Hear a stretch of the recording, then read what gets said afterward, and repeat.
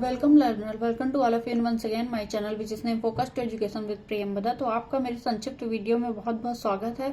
आज मैं जिस टॉपिक के बारे में चर्चा करने जा रही हूँ वह टॉपिक है सामान्यीकृत तथा इप्सेटिव मापन, यानी अंग्रेजी में से क्या कहते हैं, नॉर्मेटिव एंड इप्सेटिव मेजरमेंट या मापन। जब हम जान रहे हैं कि शिक्षा में मापन या मूल्यांकन से हमारा परिचय होना है, हमें उससे संबंधित कुछ पढ़ना है, ये लिखना है, तो उसके लिए ये उसके अंतर्निहित आने वाला ये मापन भी बहुत ही महत्वपूर्ण है। चलिए इसके समझते हैं कि इसका अर्थ क्या है, इसके गुण क्या है, इसके दोष क्या है, इसके कितने प्रकार हैं, इसको हम संक्षिप्त रूप से जानेंगे।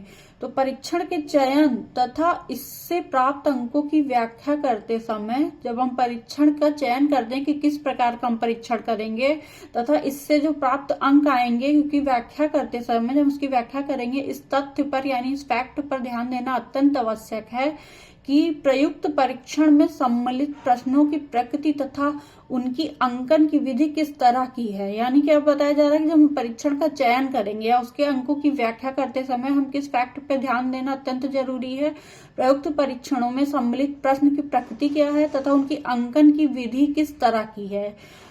फिर यदि परीक्षार्थी को परीक्षण के प्रश्नों में अनेक विकल्पात्मक क्रियाओं में से किसी एक क्रिया का बाध्य चयन करना होता है तो ऐसे परीक्षणों से प्राप्त अंकों को इप्सेटिव प्राप्तांक कहते हैं, यानी इप्सेटिव स्कोर्स। क्या किसे कहते हैं इप्सेटिव प्राप्तांक? यानी जब हम यदि परीक्षार्थी को परीक्षण के जो प्रश्न हैं उनमें अनेक विकल्पात्मक क्रियाओं में से, मतलब जैसे मल्टीपल चॉइस हमारा क्वेश्चन होता है, बहुविकल्पी क्वेश्चन होते हैं, इसमें मल्टीपल चॉइस है ना, तो उसी प्रकार से विकल्पात्मक क्रियाओं द्वारा किसी एक क्रिया का बाध्य चयन करना होता है, यानी फोर्स चॉइस होती है कि आपको इसमें से एक चुनना ही चुनना है। जब हम कोई भी कॉम्पिटेटिव एग्जाम देते हैं, चाहे वो यूपी पीसीएस का हो, यूपीएससी का हो, प्री एग्जामिनेशन हो, आरओ का हो, या इवन एनटीए यूजीसी नेट का जो एग्जाम होता है जेआरएफ का, वो भी अगर हमारा मल्टीपल चॉइस में होता है तो हमको बाध्य है कि हमें किसी ने एक या एक का चुनाव करना ही है। तो उस प्रकार के हम परीक्षण को क्या बोलते हैं, प्राप्तांक को इप्सेटिव स्कोर्स कहते हैं। यानी जो हमारा इप्सेटिव कोर्स है, इप्सेटिव मापन द्वारा जिसका परीक्षण किया जाएगा, परंतु यह बाध्य चयन बहुविकल्पात्मक प्रश्नों से भिन्न है। ये जो चयन है बाध्य करने वाला, जैसे व्यक्तित्व, रुचि तथा अभिरुचि जैसे परीक्षणों में कभी कभी प्रजेय को बाध्य चयन करना पड़ता है, यानी व्यक्तित्व की, रुचि की तथा अभिरुचि जैसे, यानी हम किसी की पर्सनालिटी का परीक्षण कर रहे हैं, उसकी इंटरेस्ट का परीक्षण कर रहे हैं, अभिरुचि एप्टीट्यूड का परीक्षण कर रहे हैं, तो कभी कभी प्रयोज को बाध्य चयन करना पड़ता है, यानी जो प्रयोजक है, प्रयोज्य, उसको बाध्य रूप से चयन करना पड़ता है। चॉइस आइटम्स होते हैं, फोर्स्ड चॉइस आइटम होते हैं।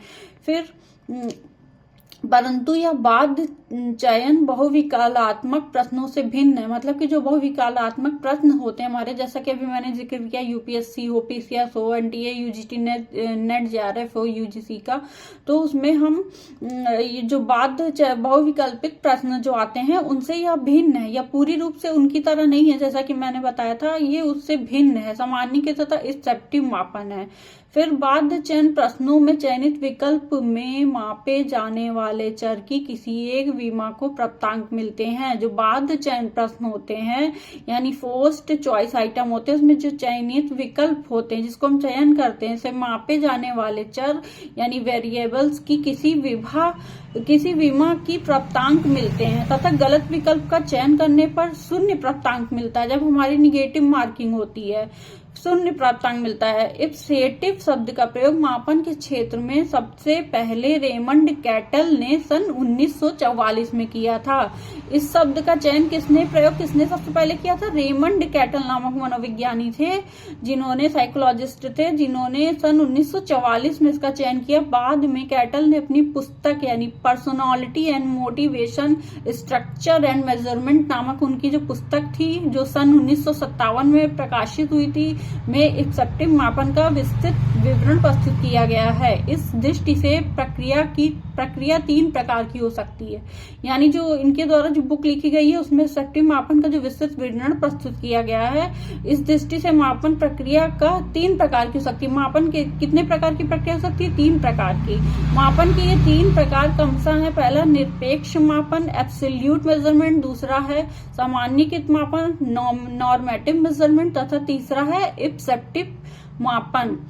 यानी इप्सेप्टिव मापन, ये 3 प्रकार की क्रिया होती हैं इस परीक्षण में।